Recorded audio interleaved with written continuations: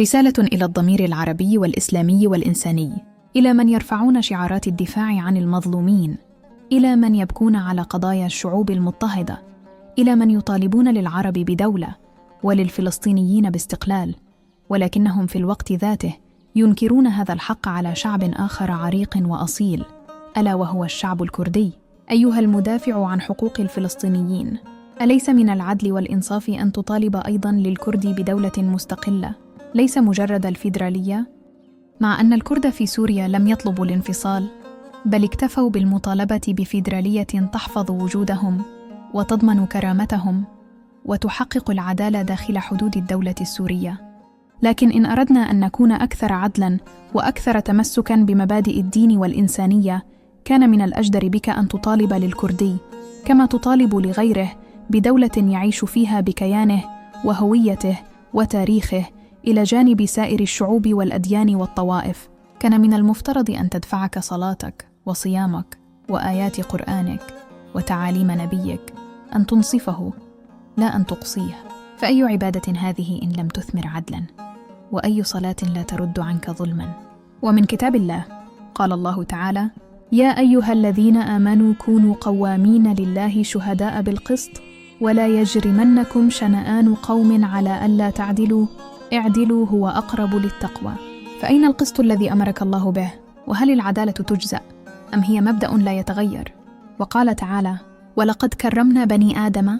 فهل خرج الكرد من هذه الكرامة الربانية؟ وقال رسول الله محمد عليه الصلاة والسلام: انصر أخاك ظالما أو مظلوما. فهل نصرته إن طالب بحقه في الإدارة الذاتية؟ أم أنك ساندت الظالم عليه؟ ومن الإنجيل قال السيد المسيح عليه السلام: طوبى للجياع والعطاش إلى البر لأنهم يشبعون، وطوبى لصانعي السلام لأنهم أبناء الله يدعون. فأين صناع السلام من الإنصاف للكرد؟ وأين المؤمنون بالبر إن سكتوا عن ظلم هذا الشعب؟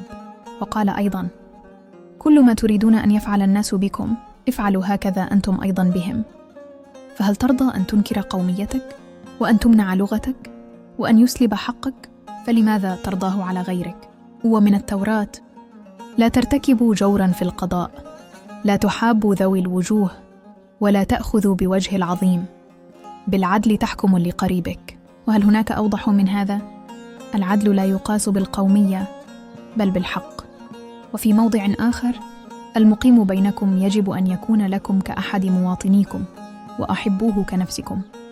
فما بالكم بمن لم يقم فقط بل ولد في هذه الأرض ودافع عنها واستشهد لأجلها، ألا يحب وينصف؟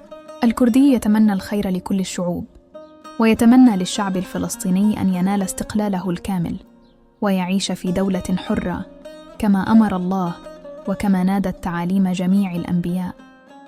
ويتمنى حتى لليهودي أن يعيش بأمان وسلام إلى جانب الشعوب الأخرى بحرية وإنسانية. هذا هو العقل الكردي الذي لا يحمل حقداً ولا يخاصم الشعوب بل يخاصم الظلم أياً كان مصدره. الخاتمة: فإما أن تكون مع الحق كله أو لا تتحدث عن العدالة أصلاً. الحق لا يعطى بالمزاج ولا بناء على العرق والدين، بل هو كما وصفه الله: تلك حدود الله ومن يطع الله ورسوله يدخله جنات تجري من تحتها الأنهار خالدين فيها وذلك الفوز العظيم. الكرد ليسوا أقل من أي شعب، بل هم من أكثر الشعوب التي آمنت بالتعايش ودفعت دماءها ثمناً للحرية التي لا تزال تنكر عليهم حتى اليوم.